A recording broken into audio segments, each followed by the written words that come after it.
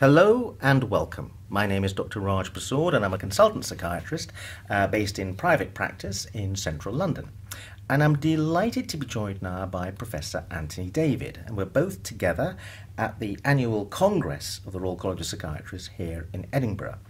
Professor Tony David is a professor of cognitive neuropsychiatry, and he's from the Institute of Psychiatry, Psychology and Neuroscience at King's College London. And he's just delivered one of the keynote addresses at the very launch of the conference. These are regarded as very important talks. I mean, the whole Congress turned up. There were several thousand people in the auditorium, and I was sitting in the audience, and Professor David gave a very interesting talk about the eminent author, writer, and neurologist Oliver Sacks. So first of all, Tony, why did you pick Oliver Sacks to talk about? Well, thanks, Raj. Yes, I chose Oliver Sacks because he was very much a hero of mine. I've read many of his books, envied his talent as a writer and as an observer. But really I was being a bit cheeky in that I was using the life story of Oliver Sacks to ask the question, why do people choose psychiatry as a career? And why some avoid psychiatry as a career. So it did seem to me that Oliver Sacks, whose sensibilities one often thinks of as being very psychiatric, you know, he's interested in people's stories, their emotions, their lives, their disabilities, that we, I suppose, arrogantly think are the preserve of psychiatry, whereas the neurologist, obviously, our kind of stereotyped view of them is that they're brilliant doctors. They're obviously knowledgeable, interested in the brain and the mind, but they don't want to get too bogged down in the other stuff. So in a way, why wasn't Sacks a psychiatrist? So I kind of speculated on that. Never met him. This was all based on his autobiography, On the Move, published just shortly before his death, actually, and his other writings, and just my speculations. So I'm going to kick off with a bit of psychoanalysis. I'm going to psychoanalyze why you gave the talk. I think you're a fan of Oliver Sacks, and you're a bit disappointed that he didn't pick psychiatry, perhaps. Well, perhaps that's true. It was more just the question, and in a way why I thought it would be a good thing to talk about at this meeting, where we had our president Simon Wesley talking about recruitment to psychiatry, actually the problems of recruitment. Why is it that we don't have enough junior doctors or medical students choosing psychiatry? Because I think it is a wonderful specialty. I also did neurology for a little while before switching to psychiatry. I never regretted that change. So perhaps, I mean, obviously my allegiance is with psychiatry, but I respect and really enjoy the neuro bit of psychiatry. That's why I do sort of neuropsychiatry in my clinical role. Before we get into talking a bit more about your talk specifically to Oliver Sacks, let's talk about your title, Cognitive Neuropsychiatry, and what neuropsychiatry is. Because I think one of the reasons why medical students aren't picking psychiatry is they have a very stereotyped view of the ambit of the subject. They may be quite surprised about what you cover in cognitive neuropsychiatry. Could you say something about that? Well, cognitive neuropsychiatry is really an academic discipline rather than a clinical discipline, and it's about trying to understand psychiatric phenomena like hallucinations, delusions, impulsivity in terms of their cognitive mechanisms, that is, their psychological mechanisms, and inevitably that goes and maps onto the brain. And the way that we get into neuropsychiatry is usually because of damage to the brain causing perturbation in those features, so that we can sometimes argue back to what were the psychological processes that went wrong and what bits of the brain therefore underlie those processes. So yes, I think some medical students don't appreciate the brain underpinnings for a lot of psychiatry, and I think would be interested to know that that is a really vibrant field of our subject. On the other hand, I think overselling the neuroscience is also not going to help us. because then someone would turn around and say, well, you know, if I'm so interested in neuroscience in the brain, I might as well be a neurologist. I mean, the point about psychiatry is that it is about the neuroscience, but it's also about the social science and the humanistic science and the psychological science. It's bringing them all together that makes psychiatry so interesting and challenging. So let's talk a bit about Oliver Sacks himself, the man. Tell me a bit about him, and you, in your talk, you talked a bit about his childhood and how his life evolved. Yeah. So he was the son of doctors, and he had an older brother that became a doctor. Of course, he was sort of educated, brought up in the 40s and 50s, a different time, of course. He also had a brother who developed schizophrenia at quite a young age, and he writes about this in his autobiography. So I just thought, well, that's bound to influence how you see the specialties. There were also things about his private life. He was gay, and his parents, his mother especially, couldn't accept that, called it an abomination. I think that's probably why he decided to leave England and go to America, just to get away from it. And I bring that in to a speculation. Does a gay man at that time think that psychiatry is a good place to be? It's a tolerant specialty. It likes individual differences. On the other hand, at that time, homosexuality was not only illegal, but it was a psychiatric disorder. Might that have been an aversion for Sacks? But anyway, he obviously, like most of us, stumbled into various bits of the profession. He ended up doing neurology, and then, of course, as everyone probably knows, he was on a ward for patients who had suffered from this post-encephalitic Parkinson's syndrome, and was the first to try out L-DOPA in their treatment. This led to him writing Awakenings, and it was that sort of depth of study that I think brought him to the world attention, and I think he realized he had a gift for describing medicine and science in an accessible way. Tell us a bit more about his descriptions, because you were drawn, you liked reading Sacks. What in particular was it that he was writing about that you found so interesting? Well, I think it was that he managed to, in the main, be very accurate scientifically. His medical descriptions are usually on the mark,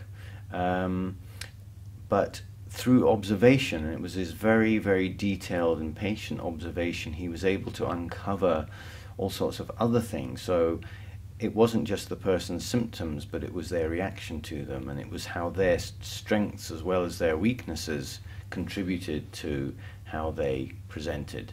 And then, of course, he tended to get to know certain patients extremely well, kind of following them around and almost living with them.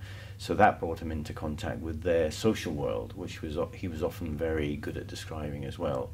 So that seemed to me a very psychiatric approach, and it was using skills that all psychiatrists should aspire to. There's another aspect of this that lends itself to psychiatry, which goes back to the literary endeavour. He loved writing and telling the story. Freud famously used the case history and a very literary development of describing people. So that's another link that poses the question, why wasn't he more psychiatric? More of a psychiatrist? Well, and in a way, I don't think Freud was a psychiatrist. Freud was also a neurologist who got interested in people's lives through neurology. Well, I think one of the things is the ambiguity that psychiatrists have to deal in, the not knowing what's the cause of the problem, not knowing whether the person really wants to get better or somehow stuck in a sick role. Those sorts of slightly ethical dimensions. My speculation is that Sacks found that rather aversive. He didn't really want to deal with that. He was in that sense quite traditional, and I think that's why in the end he found neurology more convivial than psychiatry. And there's something about the use of L-DOPA, the fact there's a magic bullet that fixes the thing, that I think he wants that kind of treatment. He doesn't want the more complicated, ambiguous treatment that psychiatry often ends up delivering. I think that that's true, although of course he's sensitive and humble enough to see that that was hubristic in a way, and people after an initial cure ended up being very disabled. So he's not idealistic about medicine itself, but I think you're right. He wanted a sort of mechanical fix for this problem. Now, you mentioned the notion of ambiguity and tolerance of ambiguity. In your talk, you began to unpack what the research of his era and later showed about what is it about certain medical students that mean they end up choosing psychiatry. And tolerance of ambiguity seemed to be one of those key factors. Yes, that does come out, and of course it's a bit hard to define and to operationalize, but I feel I know what it means, and I think most people do know what it means. If you really want the answer, you're going to find psychiatry very difficult. That shouldn't mean that we should stop looking for answers and trying to find clarity. So I think again one of the mistakes of psychiatry is to give up too soon and just accept that there's no answers. That I think is what drives people into research, and that's what keeps me in research. Is that I can tolerate ambiguity, but I also like to know answers when I can. But when you can't, you have to just accept that position, and it is quite difficult. It makes the job quite stressful at times, just not knowing. But I think that's definitely what a psychiatrist needs to have. One of the other factors that seemed to come out, if I read you correctly from your talk, was the notion that people choose psychiatry because they're in some sense troubled. They're not quite as well psychologically as the people who choose other branches of medicine. Yeah, well, I think the older literature brings that out, and I think that whole older literature is full of stereotypes, whether it created the stereotypes or just picked them up. And actually, although psychiatrists are very sensitive about being stigmatized as being, as ill as their patients, to coin a phrase, there's lots of stereotyping going on in other specialties. So that the literature of the 50s and 60s and 70s paints surgeons as aggressive, domineering, and general practitioners as very nice, but not that intellectual. So all of these are stereotypes which may have a grain of truth in them, but they're probably not that useful. So I don't think... individually, maybe some people who've had troubled lives or troubled families, perhaps they are drawn into psychiatry. I think having a relative who's had a major mental illness, I have come across that a lot. I wasn't able to find any really good research, but I think that probably is a reason why some people become psychiatrists. But I don't really think we're any healthier or less healthier than the average doctor. Were there any other factors that struck you as being relevant in terms of the current recruitment crisis into psychiatry that we should be thinking about? Well, there is a lot of very good academic research now on this, and one of the findings, slightly uncomfortable findings, is that medical students at the beginning of their training at university are often much more positive about psychiatry and mental health than they are at their end of their training. So it suggests that something is going badly wrong in our training, and putting it more positively, positive experiences during training, having good role models, seeing patients really get better is very, very transforming and positive. And I guess we've just got to teach more in a better way. I think putting students on long-term wards of patients or in very difficult community teams where patients can be quite difficult to talk to, especially in a short time that students have, that isn't a very positive experience for many. Whereas the sort of psychiatry that goes on in general practice, in the general hospital, that's much more in tune with the rest of their training, and often one sees people getting better very quickly. We're all human, we all like to see that, and I think that will help a lot in our recruitment crisis. So you could almost say, and I draw this from a hobby of mine, which is clay pigeon shooting. and if you go clay pigeon shooting for the very first time, you don't realise this till later on, the instructor tries to make damn sure you hit a clay very early on by giving you a very simple one to hit. You don't realise that the first time. In other words, they understand the psychology, give the person a success experience very early on. And we need to be doing that in psychiatry. I think that's right. And then comes the time where you've got to learn, like tolerating ambiguity, dealing with chronic ill health. That's also part of the job. But, you know, first things first.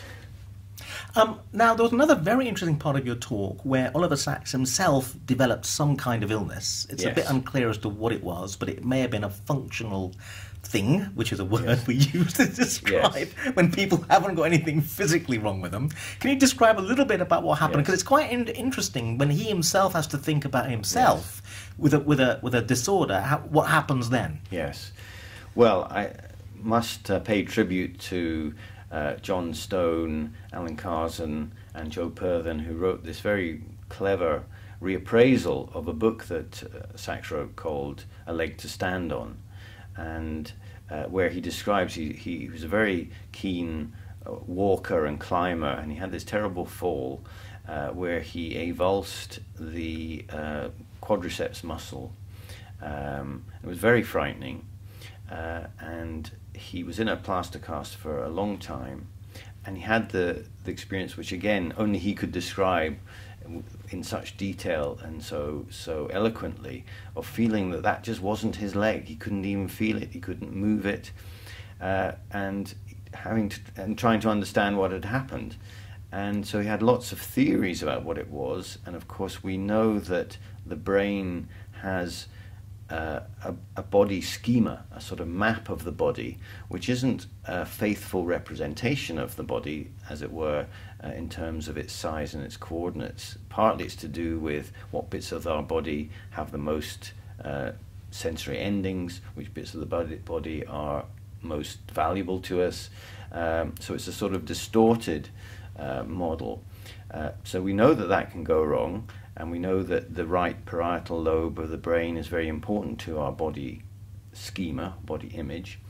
And so Sacks wonders, well, did I have a small stroke affecting that part of the brain, perhaps? And then he thinks, no, there was no evidence for that. That can't be right. Could it be that I developed a functional neurological disorder, or conversion disorder, or hysteria, as we used to call it? And again, to be very fair to him, he gives that serious consideration. In the end, he rejects that, and he says it is a kind of body image disorder caused by the immobility, the immobilization of the limb, perhaps some of the, and its removal from sight by being encased in a plaster cast, and all those other things, that was enough to, as it were, get the brain to rewire a little bit temporarily, and that's why he found it difficult to move the limb or sort of see it as part of him.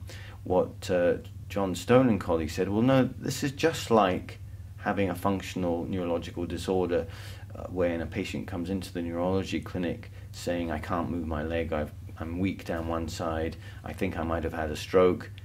They haven't had a stroke, and the neurologist can show that in fact the strength of the leg is still there when tested in a special way, and that the person has just developed this functional disorder without having a brain lesion or a nerve lesion. So what I'm interested in Sacks' case is, as you say, it's very hard to be objective about your own experience in that circumstance. You need actually somebody to be able to talk you through what might be happening. But my speculation is that although we have a very good modern understanding now of functional disorders as probably disorder of attention, that we become either too focused on the limb, say in this case, or on gait in walking, to the extent that we can't really walk normally because we're thinking about it too much. that along with that, there is also the fact that being ill means that you have certain privileges in society. You're absolved from certain responsibilities.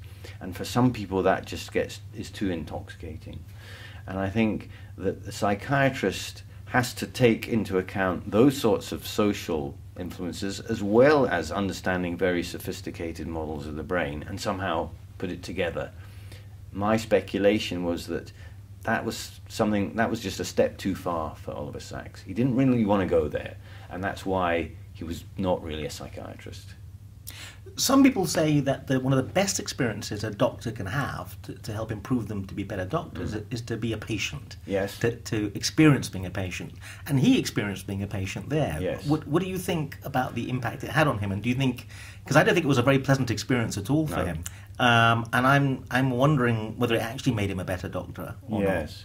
Well, of course, he often wrote about his own conditions, his face blindness, for example.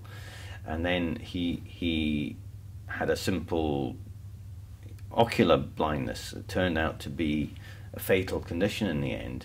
But just losing stereoscopic vision, relying on vision in one eye, was enough for him to really deeply understand how that affects your place in the world. So he was the past master of looking at his own health and ill health and drawing incredible insights from it.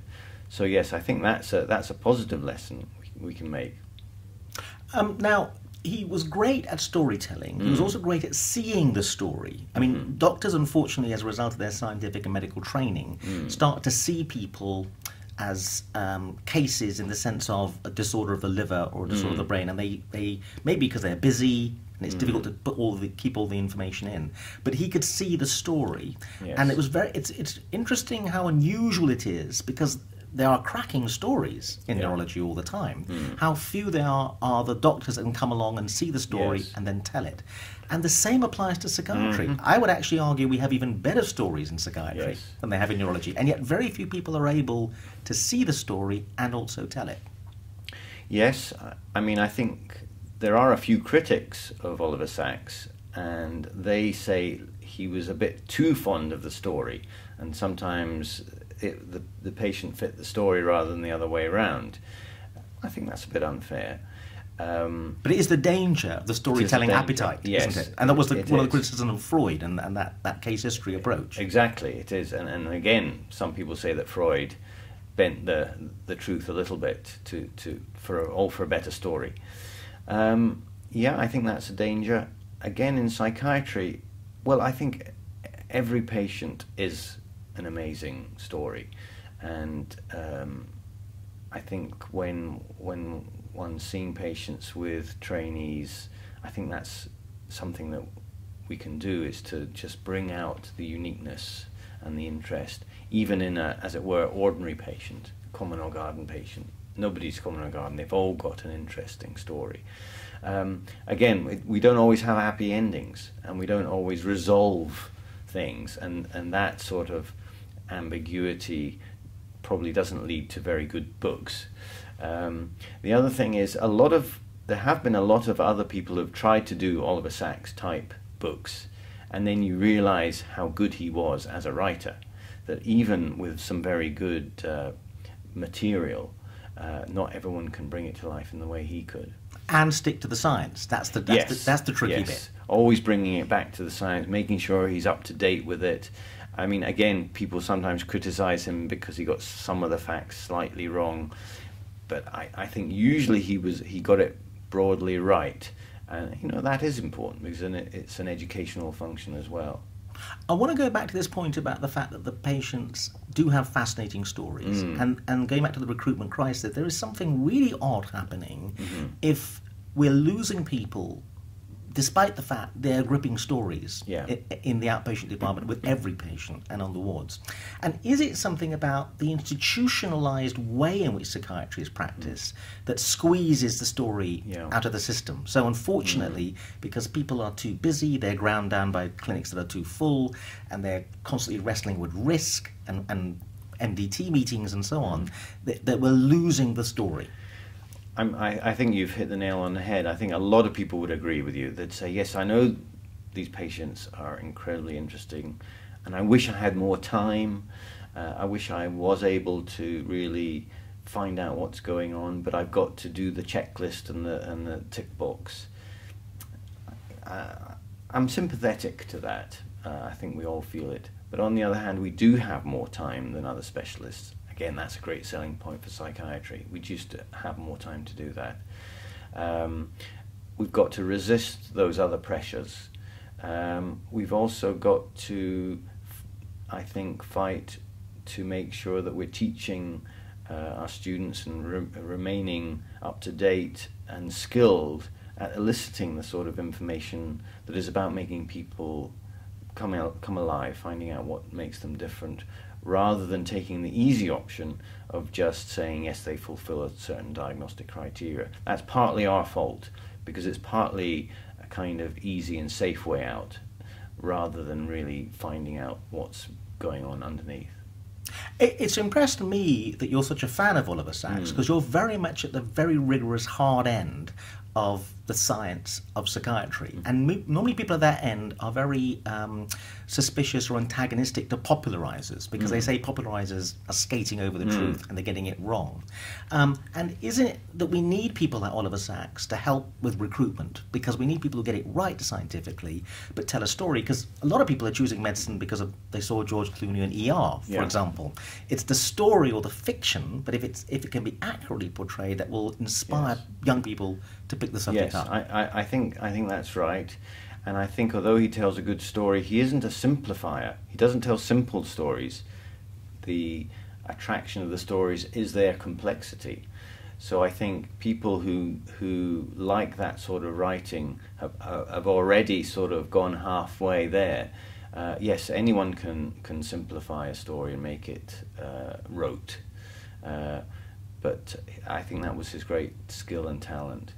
Can I just press you a little bit, though, on that point in terms of you're a fan of his, but what about the field in general, neurologists in general? What was your sense of what their view of him was? Because clearly he was a very popular person with the lay public and with the world of literature and publishing. But what about at the hard end of neurologists? What did they think of him? Well, I said that sometimes some psychiatrists were a bit sniffy about him in liking the story too much, and it tended to be the neurologist who would pick up on sort of minor errors of fact, or that he was slightly out of date.